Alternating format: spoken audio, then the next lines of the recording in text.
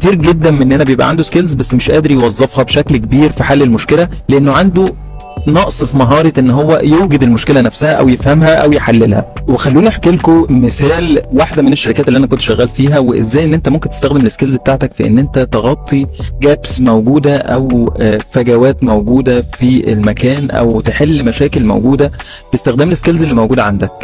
ما بتلتزمش بالجوب ديسكريبشن. انا عارف ان ناس كتيره بتحاول ان هي تلتزم بالجوب ديسكريبشن، انا ما بقولكش ان انت تتجاوز ده بشكل دائم او ان انت تعمل ده بحيث ان هو يأثر على السكوب اللي انت بتشتغل فيه، ولكن مهم جدا ان انت تبقى فاهم ان دي واحده من السكيلز المهمه اللي ممكن تفرقك جدا عن غيرك في المجال او في الماركت بشكل عام. سكيل ان انت ازاي بتحاول تشوف حل لمشكله موجوده، ازاي بتقرا او بتسكان الانفايرمنت او بتشوف بيئه الشغل اللي انت شغال فيها، وبتحاول ان انت تشوف نقط القصور موجوده فين، وان انت تحاول تحلها بالسكيلز اللي موجوده عندك. مش شرط ان انت تاد سكيل جديده او ان انت تتكلف في ان انت تعمل حاجه.